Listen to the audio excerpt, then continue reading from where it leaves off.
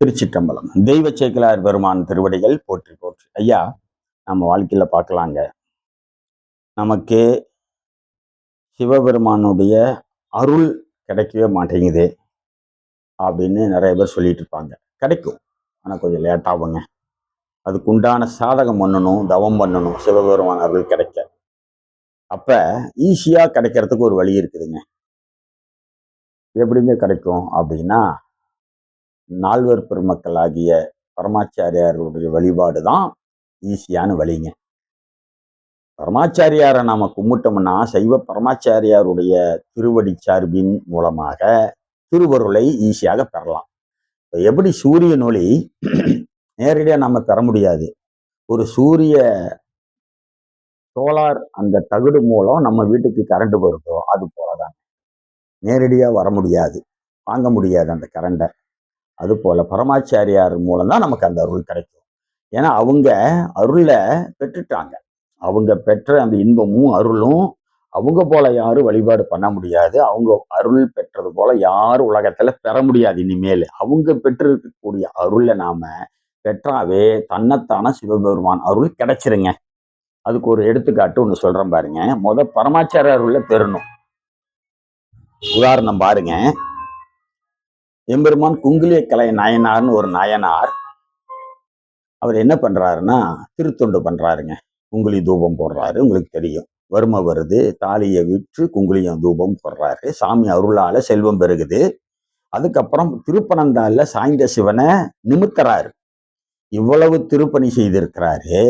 அதுக்கப்புறம் திருக்கடவுருக்கு எம்பெருமான் தாண்டக சதுரர் திருநாவுக்கரசு நாயனாரும் எம்பெருமான் தமிழ் ஞான தலைவர் திருஞான சம்பந்தர் சுவாமிகளும் இருவரும் ஒரு சேர எழுந்தருளி வராங்க. இப்ப இருவருக்கும் வழிபாடு பண்ணி திருமுது படைக்கிறாருங்க. பெரிய புராணத்துல 2 பெரிய பரமாச்சாரியாருக்கும் திருமுது படைத்த ஒரே நாயனார் எம்பெருமான் குங்குலிக்கலை நாயனார். திருமுது படைக்கிறாரா? இப்ப பாருங்க. அப்ப அந்த இடத்துல தெய்வ சேக்கிழார் பெருமான் சொல்லுவாரு, மாறிலா மகிழ்ச்சி பொங்க எதிர்கொண்டு மனையில் எய்தி ஈரிலா அன்பின் மிக்காருக்கு. ஈரிலா அன்பின் மிக்கார் யாருன்னா நமது இரு பெருமக்கள்ங்க, பரமாச்சாரியார்கள்.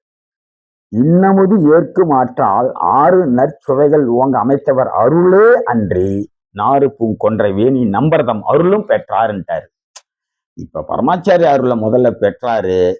அதுக்கப்புறம் சாமி அருள் கிடைச்சதுங்கிறாருங்க ஆசிரியர் பெருமான் தெய்வ சேக்கிழார் பெரிய புராணத்துல. இப்ப பாருங்க, எம்பெருமான் குங்குலிக்கலை நாயனார் இதுக்கு முன்னாடி குங்குலி தூபம் போட்டவர். பல திருப்பணி செம்மையா செய்த பெரியவர். அவருக்கு சாமி வறுமை வந்து செல்வத்தை கொடுக்கிறாரு, சாய்ந்த சிவனை நிமித்தாரு. இவ்வளவு பெரிய திருப்பணி செய்ததனால பரமாச்சாரியாரை வணங்கக்கூடிய பேர் கிடைக்குது. பரமாச்சாரியாருக்கு திருமுது படைக்கக்கூடிய அந்த பேர் கிடைக்குதுங்க. அப்ப சாமிய நல்லா வழிபாடு பண்ணுனா பரமாச்சாரியாரை வழிபாடு பண்ண முடியும். சாமியை நல்ல செம்மையா கும்பிட்டாதான் பரமாச்சாரியா நமக்கு கிடைப்பாங்கன்னு தெரியுது. இது ஒரு வகை. இன்னொன்னு, பரமாச்சாரிய அருளை பெற்றாதான் சாமி அருள் ஈஸியா கிடைக்குங்க. நேரடியா நாம சாமி அருளை பெறுவதை காட்டிலும் சிவன் அருளை பெறுவதை காட்டிலும் பரமாச்சாரியர் அருளை பெற்றாத சிவன் அருள் அடுத்தது தானா நமக்கு வந்து சேரும். நம்ம அதுக்கு ஒரு கஷ்டம் பட வேண்டாம். பரமாச்சாரியார் நம்ம கும்பிட்டோம்னா நமக்கு சிவன் அருள் தானா கிடைக்குங்கிறதா பெரிய புராணத்துல குங்குலிக்கலை நாயனார் திருப்புராணம் காட்டக்கூடிய உண்மை. அதனாலதான் மாறிலா மகிழ்ச்சி பொங்க எதிர்கொண்டு மனையில் எய்தி ஈரிலா அன்பு மிக்காருக்கு இன்னமுது ஏற்கும் ஆற்றால் 4 நற்சுவைகள் ஓங்க அமைத்தவர் அருளே அன்றின்ட்டாரு. அங்க இருவர் பெருமக்களாகிய பரமாச்சாரியார் திருநாவுக்கரசரும் திருஞான சம்பந்தரும் அருளும் கிடைச்சது.